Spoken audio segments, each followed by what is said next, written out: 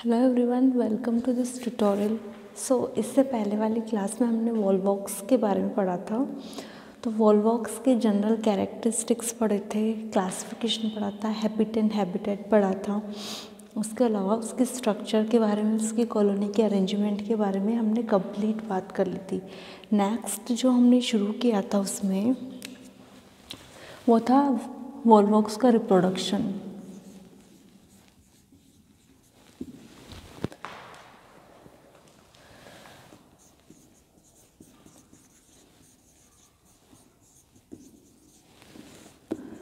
तो वॉल्वॉक्स के रिप्रोडक्शन को मैंने दो तरीके से बताया था कि वॉल्वॉक्स में जो रिप्रोडक्शन होता है वो दो तरह से होता है, सेक्सुअल एंड असेक्सुअल।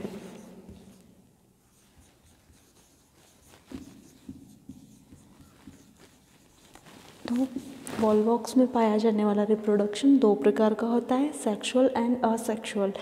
इसमें वेजिटेटिव रिप्रोडक्शन एब्सेंट होता है। तो मैंने आपको सबसे पहले बताया था असेक्सुअल रिप्रोडक्शन। इसमें मैंने क्या बताया था कि कॉलोनी के जो पोस्टीरियर एंड की सेल्स होती है, मीन्स पश्च भाग की जो कोशिकाएं होती है, वे कोशिकाएं असेक्सुअल रिप्रोडक्शन में योगदान करती है। तो ये चीज़ देखो आप कि जब वो फेवरेबल कंडीशन होती है या अनुकूल परिस्थितियाँ,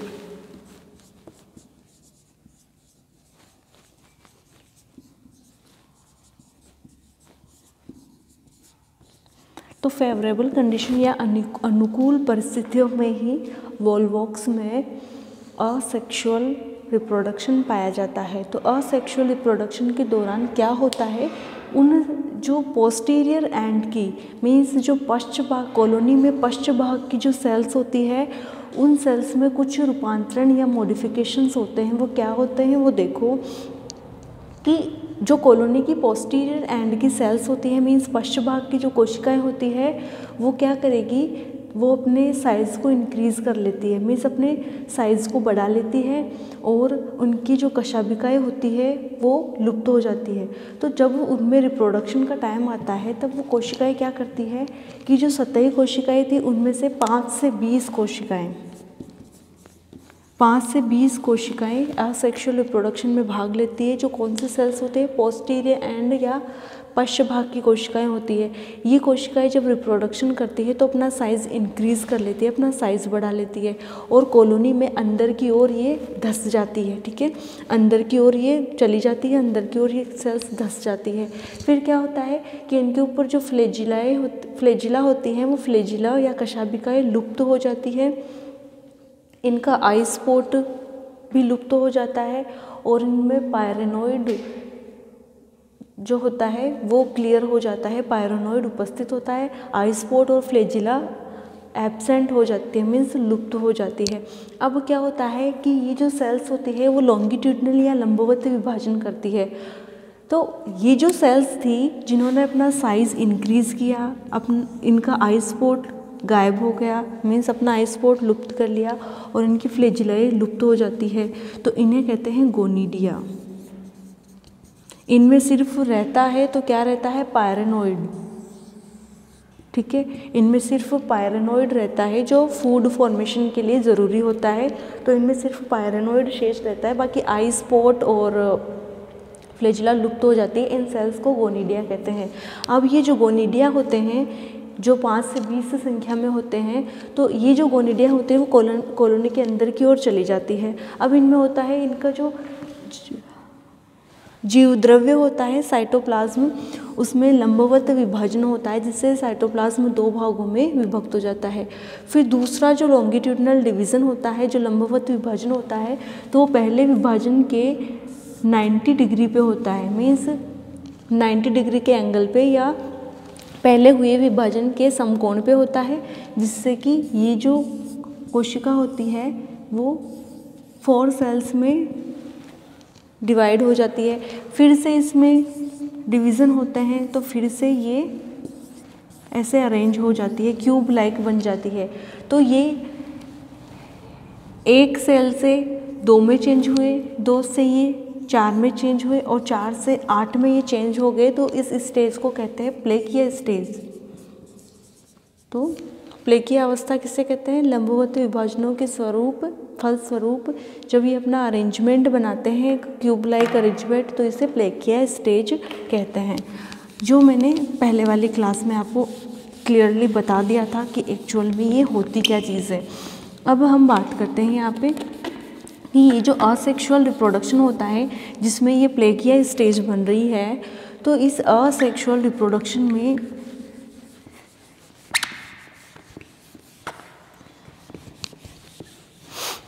डॉटर कॉलोनीज़ जो बनती है प्लेकिया स्टेज के बाद में, जो डॉटर कॉलोनी बनती है, मैंने बताया कि ये जो सेल्स होती है ये विभाजन करके कई सारी सेल्स बना लेती है। तो ये जो सेल्स होते हैं वो डॉटर कॉलोनीज़ का निर्माण करती है, पुत्री कॉलोनी का निर्माण करती है, क्योंकि जो कॉलोनी थी उसे की कुछ पश्च भाग की कोशिकाओं ने विभाजन किया, और उन पश्च भाग की कोशिकाओं ने जब विभाजन किया तो वो कोशिकाओं की प्लेकिया स्टेज प्राप्त हुई, जो किसका निर्माण कर रही है? डॉटर कॉलोनी का निर्माण कर रही है। अब देखो ये जो डॉटर कॉलोनी बनी, उस कॉलोनी के अंदर डॉटर कॉलोनी बनी, इस डॉटर कॉलोनी का जो विन्यास होता है, अरेंजमेंट होता है, वो सामान्य कैसे होता है? मीन्स जैसे उसकी मदर या मातृ कॉलोनी होती है, मदर कॉलोनी होती है, उसी के जैसे वो विन्यास कैसे प्राप्त करती है?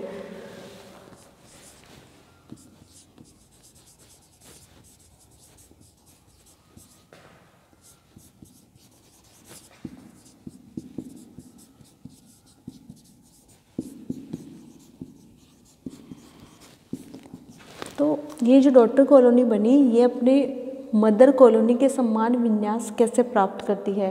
तो उसमें देखो क्या होता है कि इसमें जो डॉटर कॉलोनी बनती है वो डॉटर कॉलोनी पूर्णतया अंतर्वलित हो जाती है, पूर्णतया उलट जाती है।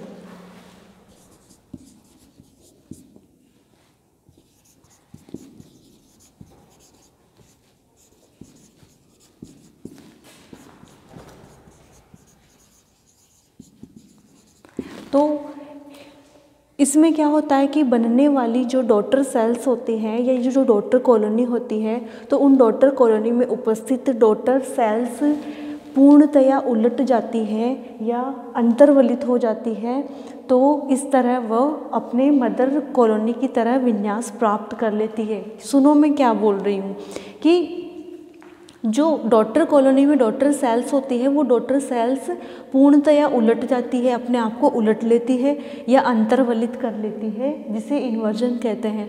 तो अंतर्वलित कर लेती है तो ये उलट कर अपनी मातृ कॉलोनी या मदर कॉलोनी के समान ही विन्यास प्राप्त कर लेती है। तो इसे हम कुछ स्टेप्स में पढ़ेंगे, तो मैं आपको डायग्राम के हेल्प से आपको ये बता देती हूँ कि किस तरह से डॉटर कॉलोनी सामान्य विन्यास प्राप्त करती है।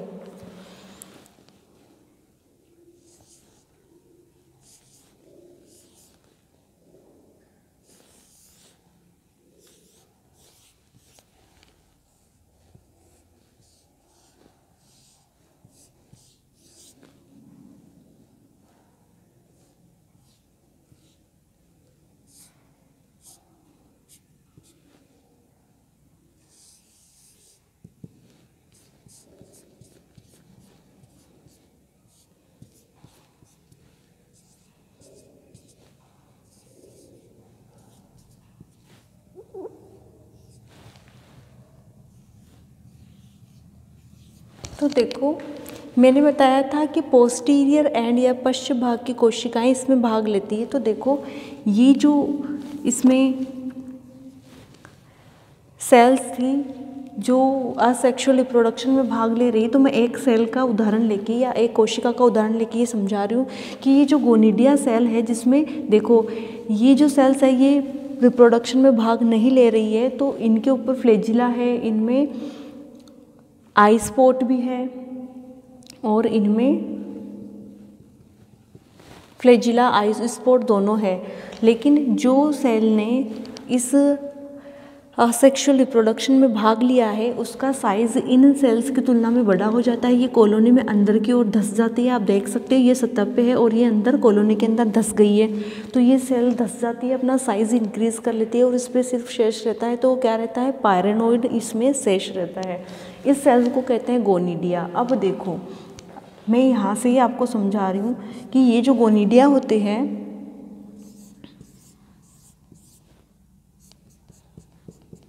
तो देखो ये जो गोनिडिया होती है इसमें होता है लंबवत विभाजन। इस तरह से ये हुआ लंबवत विभाजन, इससे 2 सेल्स बनी। फिर इसमें इसके समकोण पे को डिवीज़न होता है। तो मैं इसको सिर्फ यहाँ से समझा रही हूँ। तो देखो इस तरह से इसमें 4 सेल्स का निर्माण होता है और इसमें धीरे धीरे डॉटर सेल्स का निर्माण होने लगता है। तो कैसे होगा, यूँ।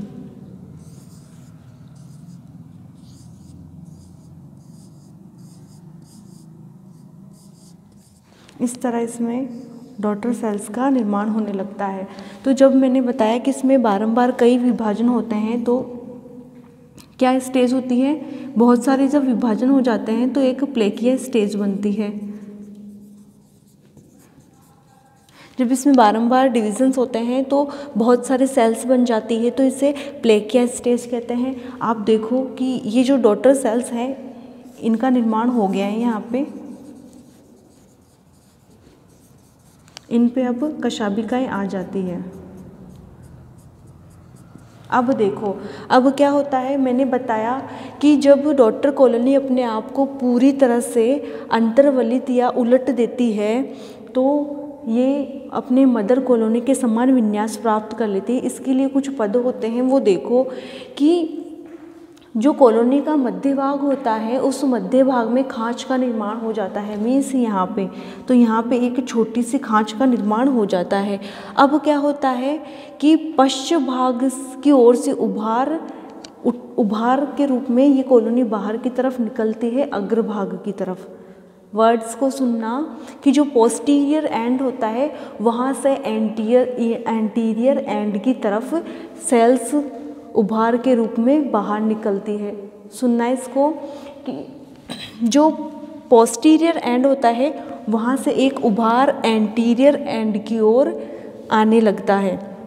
कैसे आता है कि जो डॉटर कॉलोनी का वो खांच बनी वहाँ से क्या हो रहा है कि जो पश्चिम भाग की ओर से एक उभार बनता है जो अग्रभाग की ओर खिसकता रहता है। वो देखो आप कैसे पश्चिम भाग से अग्रभाग की ओर एक उभार का निर्माण होता है, कैसे, यूं।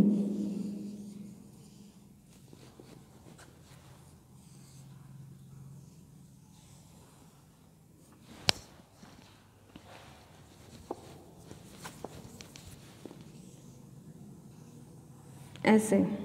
तो ये है इस पे सेल्स। तो ये आप देख रहे हो ये एक यहाँ पे खांच बनी, तो ये है पश्चिम भाग जिसे कहते हैं पोस्टीरियर एंड, और ये है अग्रभाग। तो मैं ये इसलिए लिख रही हूँ ताकि आपको इजीली समझ में आ जाए कि ये जो पश्चिम भाग है यहाँ इधर से अग्रभाग की तरफ उभार बनना शुरू हो जाता है। तो ये जो सेकंड स्टेज बनेगी वो कैसी बनेगी, ऐसी।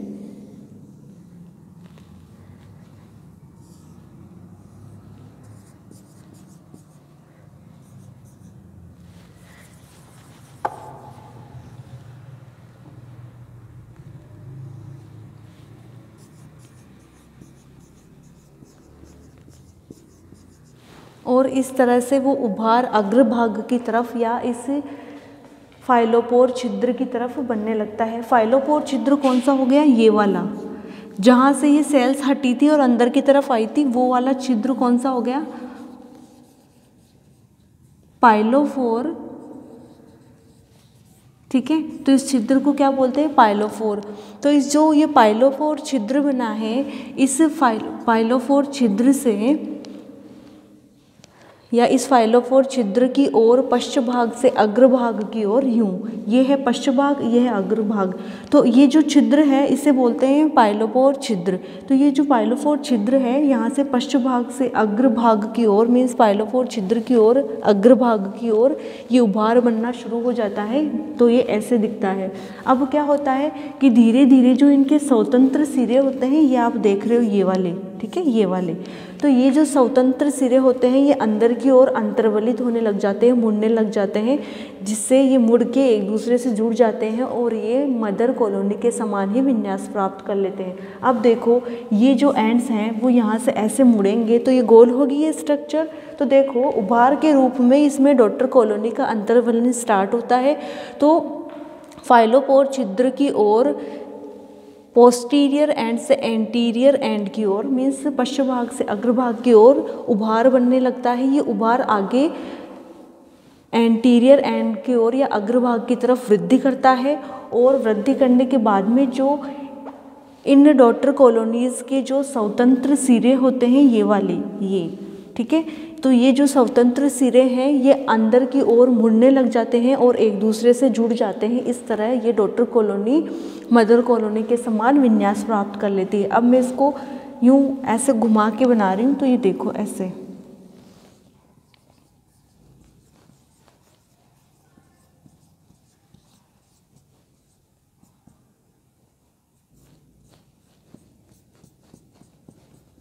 और इनके चारों ओर फ्लैजिला का तो निर्माण हो ही जाता है। तो देखो ये ऐसे स्ट्रक्चर का निर्माण कर लेते हैं। तो ये जो स्ट्रक्चर है ये ऐसी वॉल्वॉक्स की मदर कॉलोनी की ऐसी स्ट्रक्चर होती है। तो ये मदर कॉलोनी के समान ही ऐसे स्ट्रक्चर बना लेते हैं। ये कॉलोनी कहाँ होती है, ये यहाँ होती है। तो मैं ये डॉट या बिंदु में यहाँ पे वॉल्वॉक्स की सेल्स बना रही हूँ और ये जो गोल या ओव्यूलर जो स्ट्रक्चर है गेंदनुमा रोल, ठीक है, तो ये मैं बता रही हूँ मदर कॉलोनी को।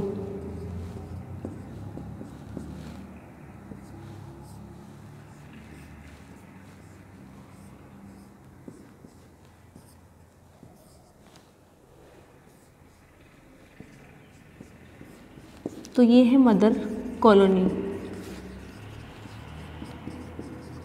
तो ये आप देख सकते हो कि जो मदर कॉलोनी है वो इस तरह से है। इस मदर कॉलोनी के अंदर ये है डॉटर कॉलोनी। तो देखने पर ये जो डॉटर कॉलोनी है ये मदर कॉलोनी के समान ही दिखाई दे रही है, लेकिन है तो इसके अंदर ही ना, तो इसके अंदर है, लेकिन ये दिखने में ये अपनी मदर कॉलोनी के समान ही दिखाई दे रही है। तो ये अंतर्वलित होकर पूर्णतया उलट कर ये जो संरचना होती है ये पूर्णतया ऐसे, जैसे कि ये संरचना ऐसे है, ऐसे, ठीक है। तो ये जो संरचना ऐसे है तो ये संरचना यहाँ से उठेगी, जो संरचना यूँ थी, ठीक है, यूँ। तो ये जो संरचना है वो ऐसे थी, अब वो धीरे धीरे उभार के रूप में उठेगी और उठने के बाद में क्या करेगी, ये पूर्णतया यूँ गोल अरेंजमेंट या स्फेरिकल अरेंजमेंट ले लेगी जो अपनी मदर कॉलोनी के समान ही होता है। तो ये तो हुई कि डॉटर कॉलोनी अपनी मदर कॉलोनी के समान विन्यास कैसे प्राप्त करती है। अब देखो इसकी मुक्ति कैसे होती है। भाई ये इसके अंदर तो बन गई, डॉटर कॉलोनी बन गई जब अनुकूल परिस्थितियों में इसमें अलैंगिक जनन हो रहा है, लेकिन इसकी मुक्ति कैसे होती है वो देखो कि जब प्रतिकूल परिस्थितियों में ये जो मदर कॉलोनी है वो मर जाती है, तब इससे ये जो कॉलोनी होती है वो बाहर की तरफ मुक्त हो जाती है।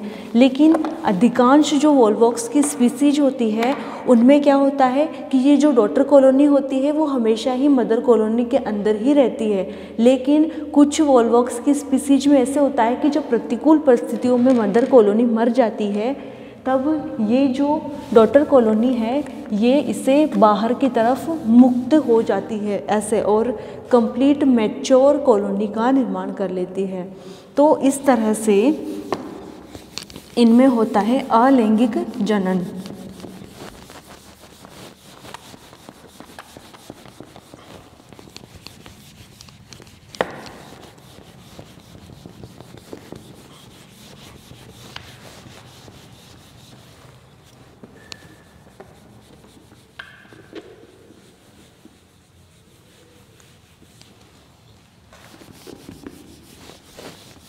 अब हम पढ़ते हैं इसमें लैंगिक जनन या सेक्सुअल रिप्रोडक्शन। तो सेक्सुअल रिप्रोडक्शन होने के लिए सेक्स का होना ज़रूरी है, मीन्स उसमें मेल गैमेट का होना भी ज़रूरी है और फीमेल गैमेट का होना भी ज़रूरी है।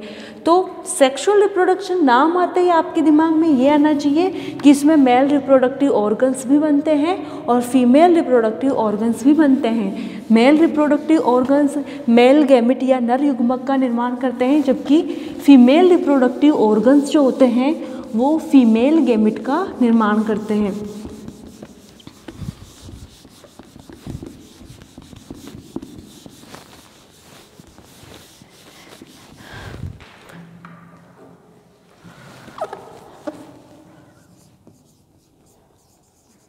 सेक्सुअल रिप्रोडक्शन, तो मैंने कहा कि इसमें सेक्सुअल रिप्रोडक्शन होने के लिए मेल गैमेट्स का प्रोडक्शन मेल रिप्रोडक्टिव ऑर्गन से होगा, फीमेल गैमेट्स का प्रोडक्शन फीमेल रिप्रोडक्टिव ऑर्गन से होगा। इट मीन्स अगर इस वॉल्वॉक्स में सेक्सुअल रिप्रोडक्शन पाया जा रहा है तो इसमें मेल और फीमेल दोनों गैमेट्स बनेंगे, और वो कैसे बनेंगे? Male and female reproductive organ से। तो मैंने बताया कि अनुकूल या फेवरेबल कंडीशंस में अलैंगिक जनन होता है। तो लैंगिक जनन कब हो रहा है? तो जो एडवर्स कंडीशन होती है या प्रतिकूल परिस्थितियों में, ठीक है, तो एडवर्स या प्रतिकूल परिस्थितियों में वॉल्वॉक्स में सेक्सुअल रिप्रोडक्शन पाया जाता है। तो इसमें मेल गैमेट एंथ्रोजोइड्स बनते हैं और फीमेल गैमेट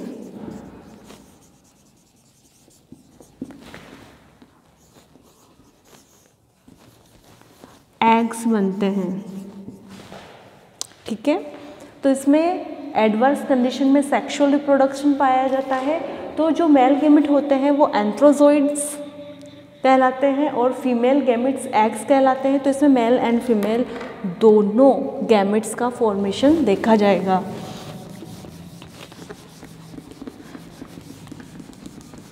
अब देखो एंथ्रोजोइड्स का निर्माण कैसे होता है।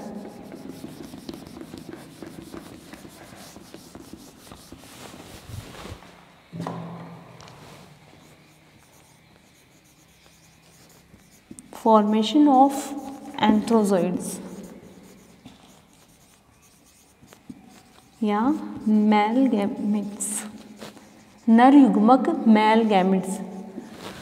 तो एंथ्रोजोइड्स का निर्माण, या यहाँ पे फॉर्मेशन ना लिख के मैं डेवलपमेंट लिख रही हूँ,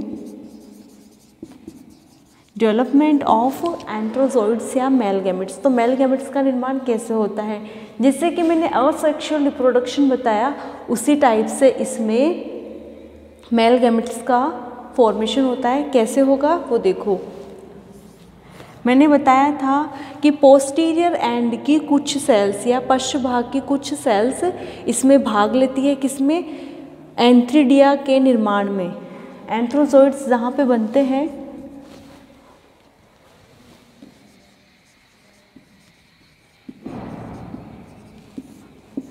तो वो जो संरचना होती है जिसमें एंथ्रीडिया बनते हैं, तो एंथ्रीडिया के अंदर एंथ्रोजोइड्स बनते हैं। तो इसका निर्माण कैसे होगा कि पोस्टीरियर एंड्स की कुछ सेल्स एंथ्रोजोइड्स के निर्माण में भाग लेती है। कैसे लेती है वो देखो कि जो सेल्स एंथ्रोजोइड्स के निर्माण में भाग लेती है वो सेल्स अंदर की ओर धंस जाती है। तो अंदर की ओर जब वो धंस जाती है तब उस कंडीशन में क्या होता है कि ये जो सेल्स होती है इनकी जो फ्लैजिला होते हैं वो फ्लैजिला नष्ट हो जाते हैं। मैंने पहले ही बता दिया कि जो भी सेल रिप्रोडक्शन में भाग ले रही है उसके फ्लैजिला सबसे पहले लुप्त हो जाते हैं या नष्ट हो जाते हैं। तो ये जो सतही कोशिकाएं थी कौन सी? पश्च भाग की जो कोशिकाएं थी, तो पश्च भाग की या पोस्टीरियर एंड की जो सेल्स थी उनमें से कुछ सेल्स एंथ्रोजोइड्स के निर्माण में भाग लेती है, जो क्या कहलाती है, गोनीडिया। गोनीडिया कब कहलाएगी, जब उसकी जो कशाभिकाएं होती हैं वो लुप्त हो जाती हैं। कशाभिकाएं लुप्त हो गई, आई स्पॉट भी लुप्त हो जाते हैं और उसमें पायरोनोइड पाया जाता है। ठीक है, पायरोनोइड पाया जाता है। अब ये जो संरचना होती है, ये जो सेल होती है जो गोनीडिया कहलाती है, जिसमें कशाभिकाएं भी नहीं होती और फ्लैजिला भी नहीं, कशाभिकाएं या फ्लैजिला भी नहीं होती और आई स्पॉट भी नहीं होते, सिर्फ पायरोनोइड पाया जाता है। इसे कहते हैं गोनीडिया। ठीक है, अब ये जो सेल होती है ये सेल डिवीज़न करेगी, फिर से डिवीज़न करेगी,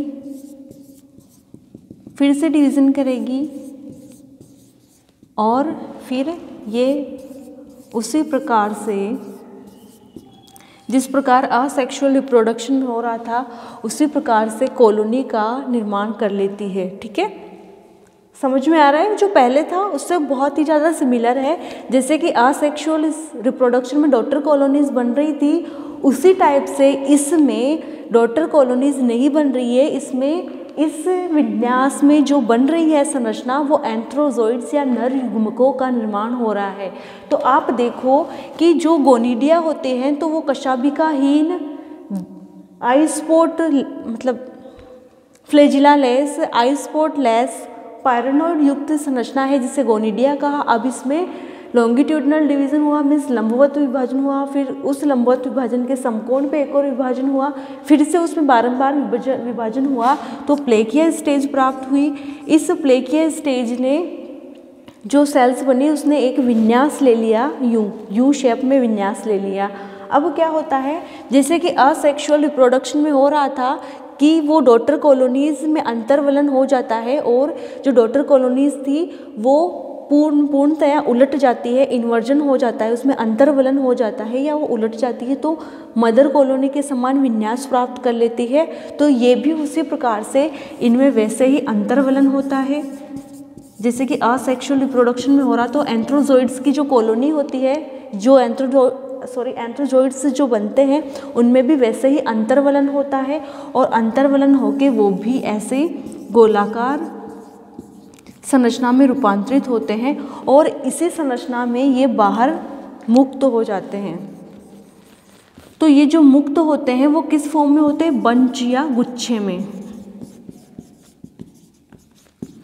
तो एंथ्रोजोइड्स का या एंथ्रोजोइड्स की या मेल गैमेट्स की या नर युग्मक की मुक्ति कैसे होती है, वैसे ही असेक्सुअल रिप्रोडक्शन के समान इनमें अंतर्वलन होता है, इनकी संरचना पूर्णतः उलट जाती है और जो मदर कॉलोनी का विन्यास होता है वैसे ही ये गोलाकार संरचना में चेंज हो जाते हैं।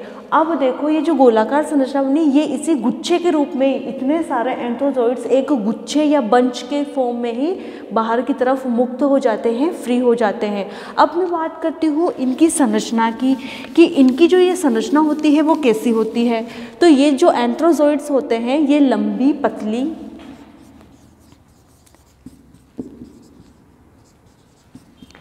तर्कु रूपी संरचना होती है। तर्कु रूपी मीन्स फ्यूजिफॉर्म,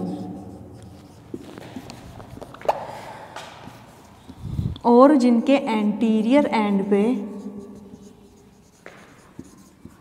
दो कशाभिकाएं पाई जाती है। तो ये तो मैंने बता दिया कि इसका डेवलपमेंट ऐसे हो रहा है जो असेक्सुअल रिप्रोडक्शन से वेरी या क्लोजली सिमिलर था, बहुत ही ज़्यादा समानताएं थी कि और जो ये एंथ्रोजोइड्स बनते हैं ये एक बंच या गुच्छी के रूप में बाहर की तरफ निकलते हैं या मुक्त होते हैं। अब देखो अगर मैं इसकी संरचना की बात करूं कि एंथ्रोजोइड्स होते कैसे हैं, तो देखो एंथ्रोजोइड्स लंबी पतली संरचना होती है। ठीक है, ये लंबे होते हैं, पतले होते हैं, तर्कु रूपी होते हैं, यूं। ठीक है, ये लंबे पतले तर्कु रूपी जिसे फ्यूजिफॉर्म कहते हैं, तो ये लंबे पतले तर्कु रूपी होते हैं और इनके एंटीरियर एंड या अग्रभाग पे दो कशाभिकाएं पाई जाती है और इनमें आई स्पॉट भी पाए जाते हैं और इनमें संचित भोजन भी पाया जाता है। तो इस तरह ये होता है एंथ्रोजोइड्स की स्ट्रक्चर की बात। अब हम बात करते हैं फीमेल गैमिट की या फिर एग की बात। तो डेवलपमेंट ऑफ एग हेडिंग है अब डेवलपमेंट ऑफ एग। तो डेवलपमेंट ऑफ एग कैसे होगा वो देखो, जैसे कि सभी सेल्स में हो रहा है कि पोस्टीरियर एंड की सेल्स ही रिप्रोडक्शन में भाग ले रही है, चाहे वो सेक्सुअल रिप्रोडक्शन हो रहा हो चाहे वो सेक्सुअल रिप्रोडक्शन हो रहा है, सब में जो भाग ले रही है वो पश्च भाग की सेल्स ही काम में आ रही है। तो इसमें भी सेम वही प्रोसीजर होता है कि जो सेल्स रिप्रोडक्शन में भाग लेती है या फिर जो सेल्स एग का निर्माण कर रही है तो वो सेल्स क्या करेगी, वो वैसे ही कॉलोनी में अंदर की ओर धंस जाती है, अंदर की ओर चली जाती है और उनकी जो फ्लैजिलाएं होती हैं, जो वो फ्लैजिला लुप्त हो जाती है, आई स्पॉट भी लुप्त हो जाते हैं, उनका साइज इंक्रीज हो जाता है और उनमें पायरेनोइड होता है, जो पायरेनोइड संचित भोजन युक्त होता है। मीन्स इसका साइज कैसे बढ़ा, ये साइज में बहुत ही बड़ी हो जाती है, इतनी बड़ी। तो ये जो सेल होती है जिसे मैं गोनिडिया बोल सकती हूँ, तो ये जो सेल होती है ये अपने साइज को संचित भोजन युक्त होती है। ये संरचना मीन्स इसमें रिजर्व फूड बहुत ही ज़्यादा होता है, इसलिए इसकी साइज़ बहुत ही ज़्यादा बड़ी होती है। मीन्स इतनी बड़ी भी नहीं लेकिन बड़ी होती है, ठीक है। तो ये जो एग होता है इसकी साइज़ बड़ी हो जाती है। ये जो गोनिडियल सेल होती है इसकी साइज़ बड़ी हो जाती है, फ्लैजिला लुप्त हो जाते हैं, आई स्पॉट लुप्त हो जाते हैं और इसका जो पायरेनोइड होता है वो संचित भोजन युक्त संरचना होती है। और इस तरह ये जो संरचना होती है इसमें काफ़ी मात्रा में संचित भोजन पाया जाता है, क्योंकि आपको पता है एग एक रिजर्व स्ट्रक्चर होती है जिसमें सबसे ज़्यादा संचित भोजन पाया जाता है, चाहे वो एनिमल्स हो चाहे वो प्लांट्स हो। तो इसमें सबसे ज़्यादा मात्रा में न्यूट्रिशन होगा, ठीक है। कुल मिला के न्यूट्रिशन या पोषक पदार्थों युक्त या संचित भोजन युक्त ये संरचना होती है। तो ये जो संरचना होती है वो गोलाकार होती है और अंडाकार हो जाती है। कैसे होती है, फूलकर कैसे हो जाती है, ओव्यूलर, ठीक है, अंडाकार या नाशपाती के आकार की हो जाती है, ये समझना आप। तो ये संरचना फूलकर कैसे हो जाती है, ये नाशपाती के आकार की या फिर अंडाकार हो जाती है ये संरचना। अब क्या होता है कि इसमें जो जीव द्रव्य होता है जिसे हम साइटोप्लाज्म कहते हैं वो छोटे छोटे एग्स में रूपांतरित हो जाता है और ये जो एग्स होते हैं वो इसके फटने से निकल जाते हैं या फिर ये जो संरचना होती है नाशपाती के आकार की, इसमें ये एग्स होते हैं। तो एक्चुअल में जो गोनिडिया होते हैं उसमें ये जो साइटोप्लाज्म होता है वो छोटे छोटे एग्स या अंड का निर्माण कर लेता है। जहाँ पे वो एंथ्रोजोइड्स बन रहे थे उसमें थोड़ी प्रोसेस अलग है, लेकिन इसमें क्या हो रहा है कि जो रिजर्व फूड युक्त संचित संरचना बनी थी, तो मतलब जो संग्रही संरचना बनी थी गोल, जिसका साइज बड़ा होता है और फ्लैजिला नहीं होती, सिर्फ पायरेनोइड और संचित भोजन होता है। तो इसमें जो जीव द्रव्य होता है वो छोटे छोटे खंडों में विभक्त हो जाता है और वो छोटे छोटे जो खंड बनते हैं वो किस में रूपांतरित हो जाते हैं, एग में। और ये जो एग बनते हैं, तो जो एग जिसमें होते हैं उसे oogonium कहते हैं। ये जो थैलेनुमा संरचना है जिसका जीव द्रव्य विभाजित होकर एग्स बनाया है जिन्होंने, मीन्स ये जो जीव द्रव्य जिस सेल का था, तो जिस सेल में एग बने हैं उसे oogonium सेल कहेंगे। oogoनियम के अंदर एग्स बनेंगे।